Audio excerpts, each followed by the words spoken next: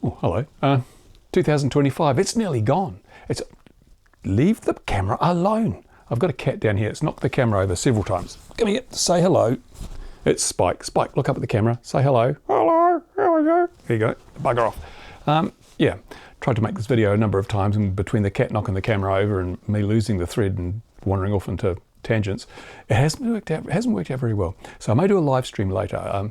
If you think I should do a live stream, I've put a community post up. Go on there and just say yay or nay.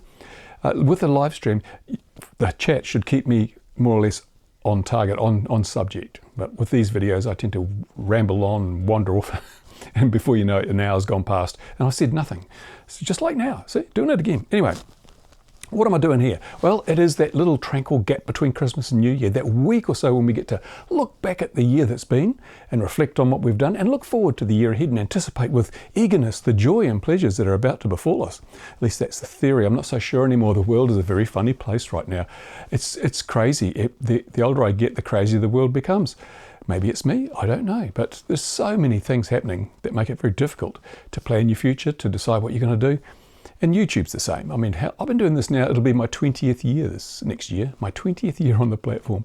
And I love it when I watch videos from YouTubers saying, I've been doing this for 10 years, I'm a veteran of YouTube. No, you're not. You're just a kid. I've been doing this way long.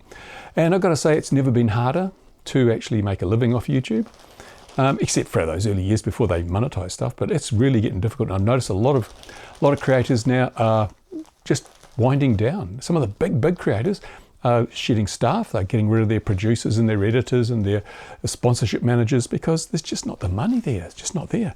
And even channels, mid-channels between, say, 100,000 and 1 million views, where 1 million subscribers, where people tend to be, just a one-man band, but they make enough to live off their YouTube revenues. A lot of those are actually bowing out as well. And it's a number of factors involved here. As I say, a lot of it is the decline in YouTube revenues, which is really marked. And from this point on until probably, I don't know, maybe next August or so, I'm making videos for free because YouTube won't be paying me nothing.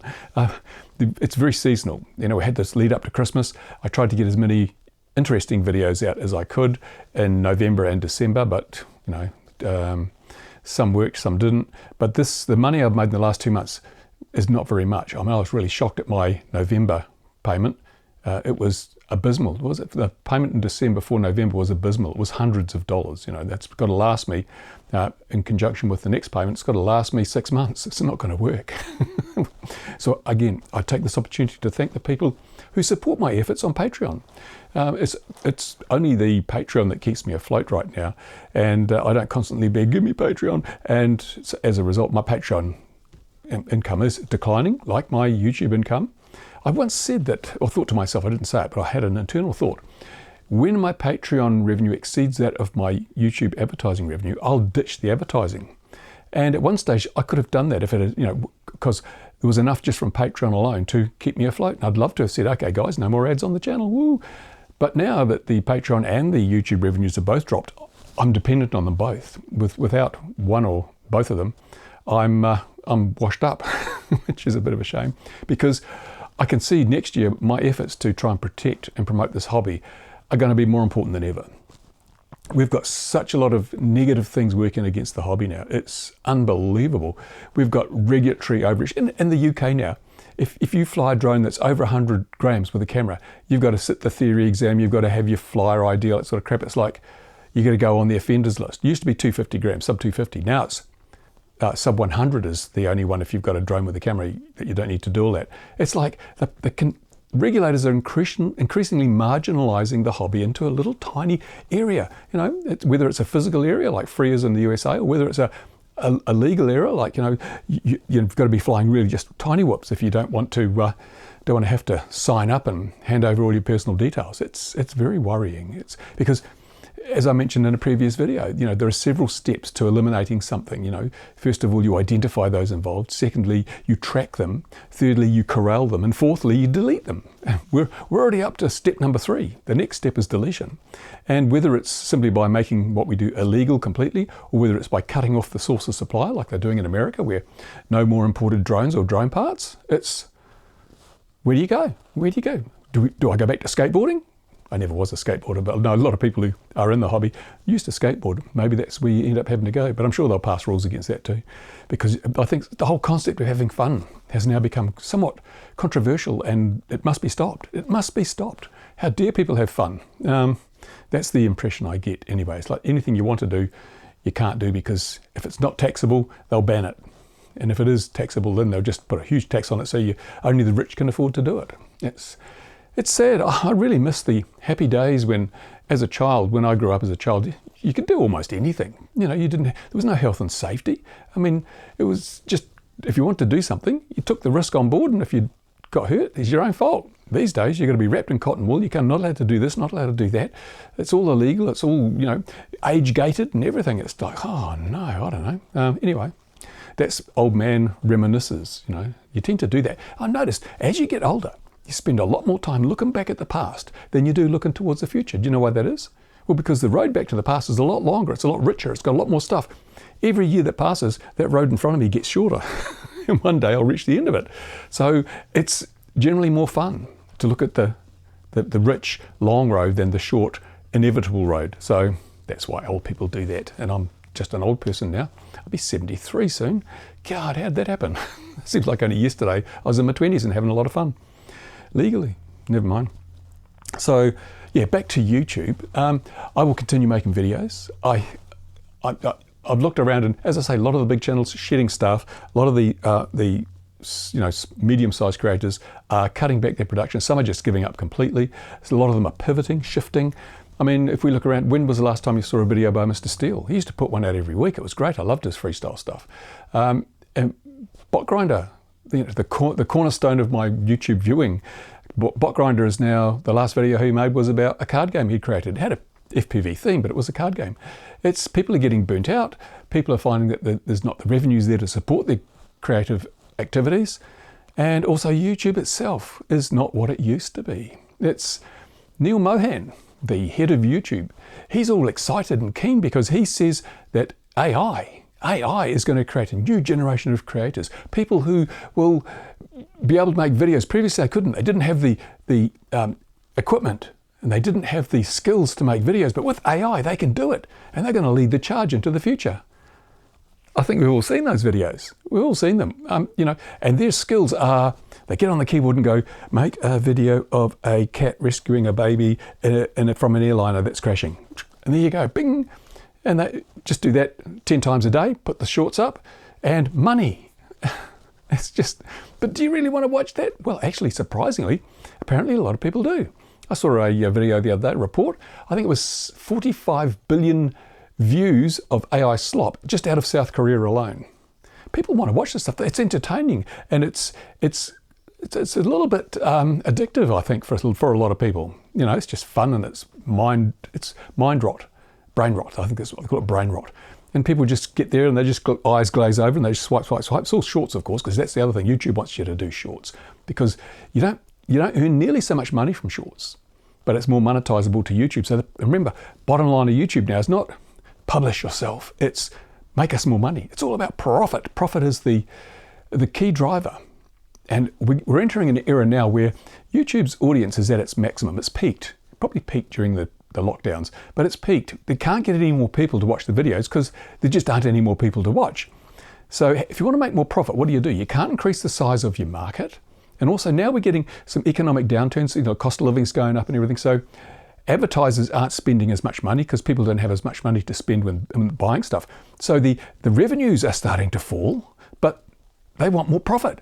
So if your revenues are dropping, the only way you make more profit is to reduce your costs. So what better way to reduce your costs than say, why do we keep paying these pesky creators to make videos when AI can do it better? So this is what I think is going to happen. We've got AI creators, very low talent creators, producing mind rot or brain rot videos using AI through the tools provided by YouTube.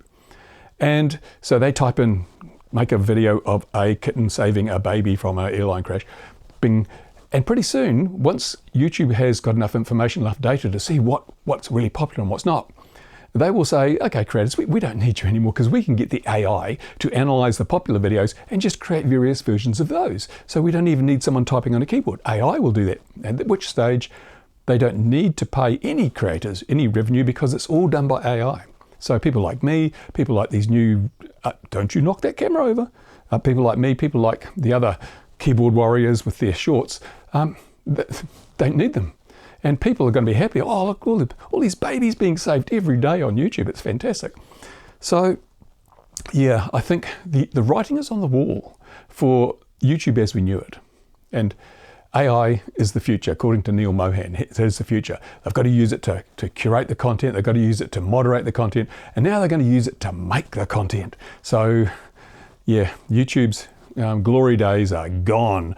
And the problem for YouTube, they don't realize this, but I can tell you what the problem is now. AI is like anything, including FPV and the hobby. AI is something that people, when it first comes out, whoa, look at this, great, the novelty and the excitement, the interest, a massive wave of interest. But eventually, everything gets stale, even bread. So after people have watched hours and hours or months and months of AI, months and months of AI content, it'll all get a bit boring. And they will yearn for the kind of content that made the platform great. The problem for YouTube is that by then, people like me and all the other creators will have done something else. I might be flipping burgers. Other people might be, washing cars and sweeping driveways. Who knows? But creators will have fled the platform because it's just not, they're not getting any money for it. And they're also not getting the satisfaction having to compete with this computer-generated AI content. So that's when YouTube just collapses. It just falls out of, in a big heap. It'll crash and burn. It really will crash and burn. As you've seen, if you've watched my channel, I've got some ideas about how to produce an alternative. That's going really well. Lots of people contacting me, lots of people very keen to get involved in that project. I'm not going to be doing development myself, but I'm happy to lend a hand in terms of directing development. And so hopefully something will come out of that. I'll keep you informed on that one. But yeah, it's looking pretty sad for YouTube as a platform. It's a shame because we've had a really good run. The last 20 years have been brilliant, but there won't be a next 20 years, I'll tell you now. And yeah, I don't know what we do apart from that. But as I say, the hobby needs protection. It needs promotion. YouTube is the best platform to do that on at the moment. It's got the most viewers, but it's going to be an uphill battle all the way. But the only battle that's truly lost is the one that's never fought. And I'll be there pitching in for the hobby. I'll be going to bat for the hobby because someone's got to. Otherwise, it'll just be a note in a history book. At one time, tell your great grandkids, when I was young, we used to actually fly drones and model aircraft. And the grandchild will go, oh, how many people died, great-grandfather? Because the child will have read the media telling them how dangerous that hobby was. My goodness me. And speaking of dangerous, now I'm going to do a separate video on this. There's been a lot of mid-air collisions this year between manned aircraft. A lot. I think it was 75 people have died in the last 12 months as a result of collisions between manned aircraft. That's a lot. That's a hell of a lot. And the latest one was a couple of helicopters collided in midair. Instrom helicopters, I think, and fell to the ground. One pilot's critically injured, one pilot died. And it raises a really important question, doesn't it? Why is it that if I want to go out and fly FPV with my little drone in the park or even around my house with my little tiny whoop, I've got to have a visual observer to ensure that I have, situational awareness. I've got to have situational awareness. Got to have a pilot, someone standing beside me to warn me of anything I might bang into, like a tree or a leaf or a whatever. Yet, people can jump in manned aircraft. In this case, a couple of Instrom helicopters, one pilot in each. They can go flying off together, crash into each other. Why do I need a visual observer when the pilot of a manned aircraft can fly solo? No visual observer. And why is it that despite, as we know, just about every FPV flyer in the world flying without a visual observer more often than not, We've never broken anything, we've never hurt anybody, we've never killed anybody. Yet manned aviation, almost every day or every week of the year, is colliding with other manned aviation. But, oh no, they don't need observers. They don't need a spotter in the passenger seat. They're fine. We'll allow 75 deaths a year because we don't want to inconvenience manned aviation. But when it comes to hobbyists who pose virtually no risk, they must have a visual observer. That's the problem with regulation. It's nonsensical. Anyone who knows about the hobby realizes that's just a totally, utterly nonsensical approach to regulation. We've got people who've never done this themselves and telling us how to do it.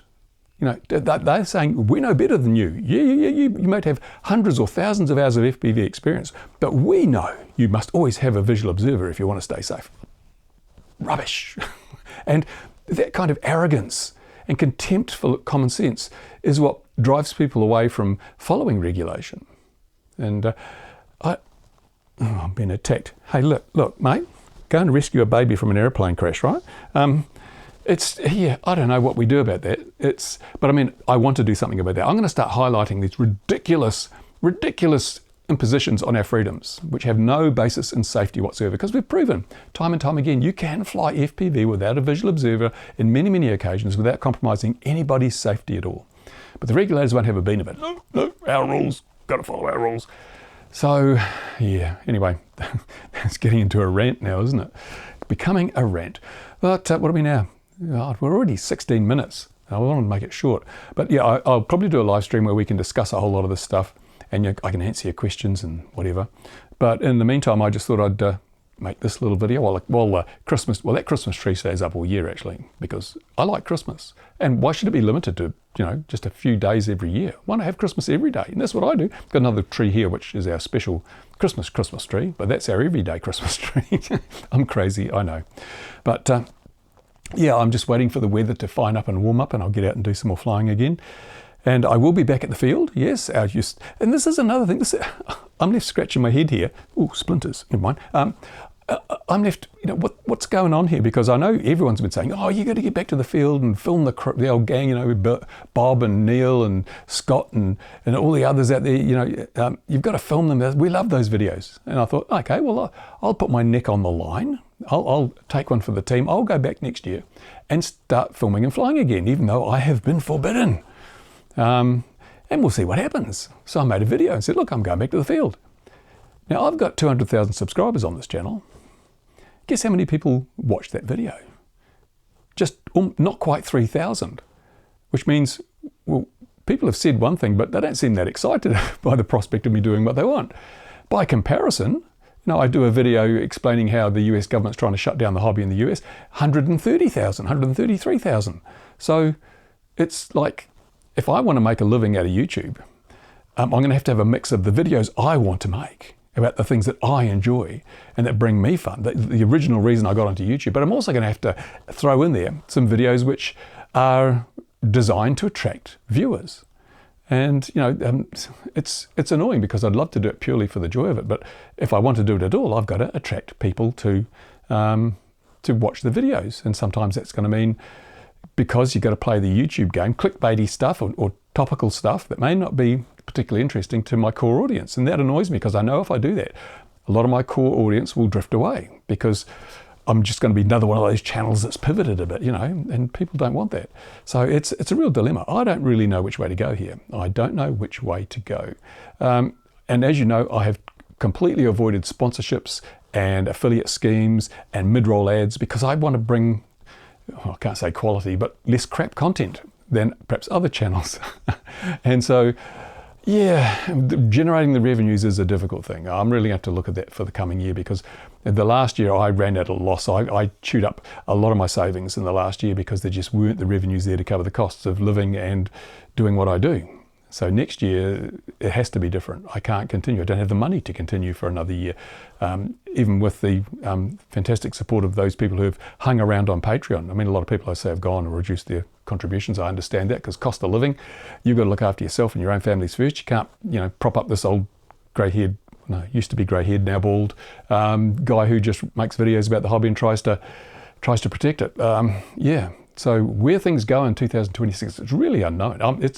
I can't see very far ahead in 2026. And that might be a good thing, because some really bad things could happen in 2026. I'm making a video on AI, and this is one of those videos I have to make to pay the bills, but it's not going to, we're now after Christmas. If I make a video that gets 1 million views, it'll probably get less than $1,000 in revenue.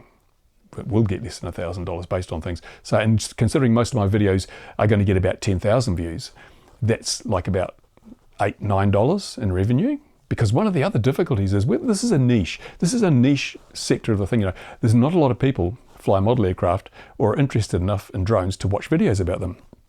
So that means that advertisers don't want to spend any money advertising on this channel. It's not like I'm giving finance advice or having a channel about cars and that, where advertisers rush to spend their money. Nobody wants to put ads on a channel that is run by an old man and talks about toy planes. There's just, I get the bottom of the barrel of advertising revenue. So I get very little, and especially after Christmas, I might as well just do it for free. The only reason I probably keep it monetized is because at least then the algorithm gives it a bit of a push. I noticed that the videos there's a few videos I put out with that monetization. They tank, they totally tank, because YouTube isn't interested in promoting a video they're not going to make any money on. So you got to put ads in, but I stick strictly to pre-roll ads. And so I'm doing one on AI, because AI is such a dangerous thing, and it's not the AI. I tell you, give you a bit of a spoiler. We shouldn't be worried about AI. AI isn't the problem. It's not suddenly going to take over the world. It's not going to, suddenly, do bad things. No, AI is not going to suddenly do any of that.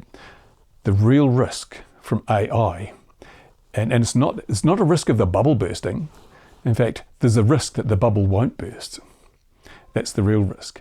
And the real danger with AI is not the AI itself, it's the people behind it and their motives and the strategies and tactics they're using to push AI. You won't believe what I've uncovered. It's just blow your mind. Anyway, that's it. That's another video with cats everywhere today. So yeah, leave a comment. Tell me what you think. I may make another video before the end of the year, because I have rambled. I haven't said half the stuff I wanted to say, and I've waffled on stuff that I wasn't really intending to speak about. And if you want a live stream, go to the post on my community tab and say yay, and give me an idea of the times, because it's a global audience. I got, my viewers are everywhere from Australia to South America. So what time of the day suits best? I got a commitment on Tuesday 2100 GMT with the Drone and Sundry stream, so I can go before or after that. But that's an hour and a half, maybe 2 hours that I spend there, so that's out. But any other time, let me know, because I very rarely sleep these days. People have noticed it. Someone commented this morning, hey, what are you doing up at this hour? It's 2 o'clock in the morning. I said, yeah, I've been up for a couple of hours. Got up at midnight. So yeah, that's me. That's my year to date, and there'll be possibly a little more from me, but stay tuned.